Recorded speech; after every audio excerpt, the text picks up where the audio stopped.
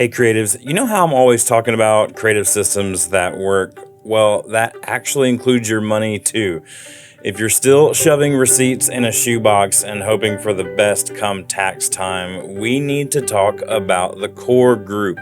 They're a profit first certified accountants who actually understand the creative hustle. No judgment, just clarity. They help you build financial systems that create margin in your business instead of stress. And this is coming from me.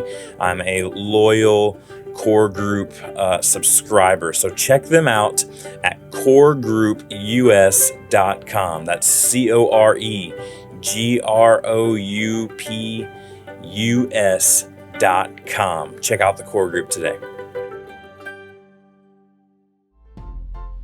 Your to-do list might be the biggest creativity killer in your business and you don't even realize it. So today I'm sharing why traditional task management fails creative brains and introducing you to a simple method that will transform how you decide what actually deserves your attention. Let's get into it. Taking creatives from chaos to clarity.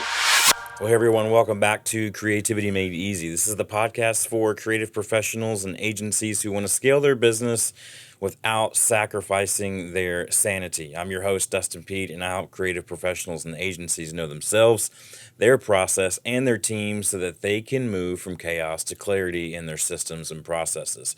Whether you're a freelancer, agency owner, or leading a creative team, this show is about building systems that free your creativity instead of constraining it. So let's dive in. Here's the problem that I see consistently, time after time, no matter how big the agency or how early into the startup phase a freelancer may be. Creative work requires deep focus and mental energy, but most to-do lists are designed like grocery lists. They're just a random collection of stuff to check off, right? And checking off feels really, really good. And we need that system to propel us moving forward. But this approach is actually killing your creativity and keeping you stuck in reactive mode. So let's talk about first, define this creative brain versus traditional task management, right? So the key difference here is that creative work isn't linear like most task management systems assume that it is. It ebbs and flows. Sometimes it goes forward, sometimes it goes back, sometimes it repeats, right? It doesn't just go from start to finish. So how do you know what's most important? We often feel overwhelmed by this, and we sit down and we look at our to-do list, if we have a to-do list even, or even if it's just a to-do list that's in our head of all the things that we need to get done, and it's not actually down on paper, which is a totally separate problem. But when we have this sense of overwhelm, everything feels equally important. And when everything equally feels important, then nothing is important. When everything is at the same status, there's no differentiator of what do I actually need to do next. And so what ends up happening is you, your team, your project managers, whoever you have with you, or just you and yourself, you begin to get decision fatigue because you're constantly choosing what you need to work on while worrying about what you're not working on. And then there's this context switching between creative and administrative tasks. What mindset do I need to be in? And so what I want to share with you today is what I've been dubbing the priority method or the priority framework, because not everything on your list deserves the same level of attention. And most things that ended up there might not even deserve your attention at all. So I want to just kind of walk you through what I've put together in this priority method or priority framework. And it's a combination of two things that we've talked about on this show a lot. We've talked about the focus funnel, which is not original to me and has been around for many, many years, and the Eisenhower Matrix, where we decide what's urgent and important or neither, right? And that also not from me. It's obviously called the Eisenhower Matrix for a reason. It's because President Eisenhower created this, and that's how he decided what he would put his focus on. But I like to combine these two aspects of the focus funnel and the Eisenhower Matrix. And what I do with my clients and in our coaching and as we're working and building systems together and understanding what we need to put our attention to, we combine these efforts and say, let's take the focus funnel. We're going to put everything through that, and we'll talk about that. And then on the other side of it, then we're going to talk about when it comes out the other side, is it actually urgent and important? And if not, maybe we put it back through the focus funnel again. So you see, again, creative work not linear. It kind of cycles around. So let me walk you through this real quick if you've never heard of these things before. So the focus funnel starts, obviously it's a funnel shape, so it starts big at the top and narrows down at the bottom. And so you can see here on your screen, if you're watching on YouTube, you can see that everything that's on your task list goes into this funnel. Now, I'll pause right there for a second and say, well, I don't even know what to put in the funnel. That's great. Understanding that is a huge deal. So first thing I tell everyone to do is to mind dump or brain dump everything. Every single task gets out of your head and onto paper or a digital list somewhere. And what you're going to do is you're not going to think about it. You're just going to go, if it's something in my head that I feel like I need to be doing or I need to get done today, this week, this month, this year, whatever, then I'm going to jot it down and I'm going to keep writing until my brain is completely empty of everything that I feel like I need to do, all the pressures, right, of what I need to get done. And now we're going to put it through the focus funnel. So you can see at the top of the focus funnel, it says tasks go in here, right? So tasks go in there. And the first thing we're going to ask is, does this really need to be done at all? That's the eliminate phase. Does it need to be done at all? Is it not just you or someone else on your team, just in general? Is this actually going to move the needle forward in what we need to do right now? Or is it just busy work that's distracting us?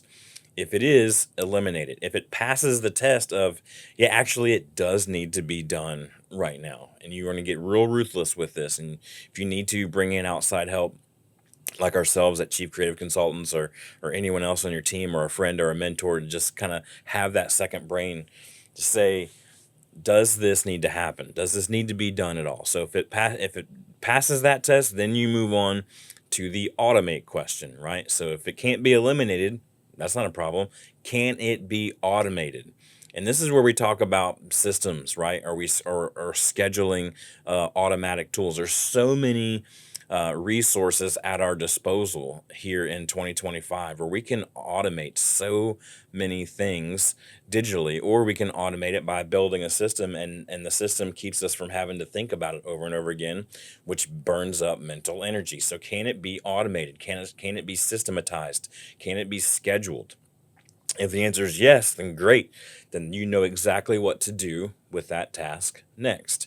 If it can't, then, and you're like, no, this is like a phone call that I need to make, or this is like a something where it's a little bit more. There's no way I can build a system around this. I would venture to say that you probably still could, but let's just say, for the sake of this podcast episode in the focus funnel, that you've gone through the automate section and you say, you know what, I can't automate it, so it's going to continue through. We've already determined that it needs to be done. We've already determined that it can't be automated. So the third section in the focus funnel is, can it be delegated? Can someone else do this? Someone else on your team, some other agency, some other third-party app or situation that you can hire or that you can delegate to and say, hey, this needs to get done and it can't be automated. Can you do this for me? Can someone else do it? Does it have to be you? And the struggle I see with creative entrepreneurs and agencies all the time is they always, even in a team of 10 to 20 people, everyone thinks it has to be me that does this. I have to be the hero of this project.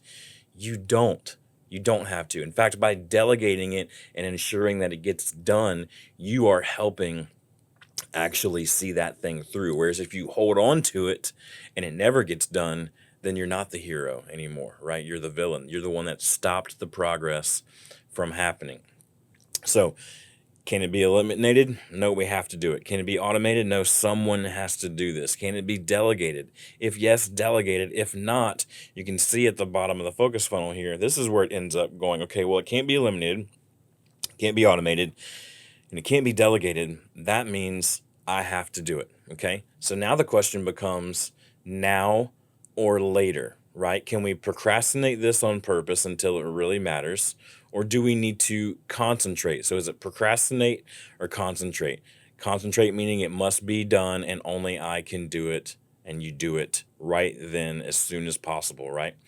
So most people end right here. I like to take the things that come out of the bottom of the focus funnel and I like to put them onto the Eisenhower Matrix. And we've talked about this many times before. There's the four categories of there's urgent and important, there's urgent but not important, there's important but not urgent, and then there's neither important nor urgent. Now, if it's neither important nor urgent, that means if you're using this priority method that I use, combining the focus funnel and the Eisenhower matrix, if once you get through everything on the focus funnel and then you look at what's left and you ruthlessly categorize what's left, if anything ends up in the not urgent or important category, that means you missed something in the eliminate phase, right? So you need to go back and go, hey, this actually just needs to be eliminated because it's not urgent and it's not important. It's not going to move the needle forward. And yeah, I thought it was. And yeah, I thought I had to do it. And I thought we couldn't automate it. But you know what? At the end of the day, like it just doesn't need to get done. So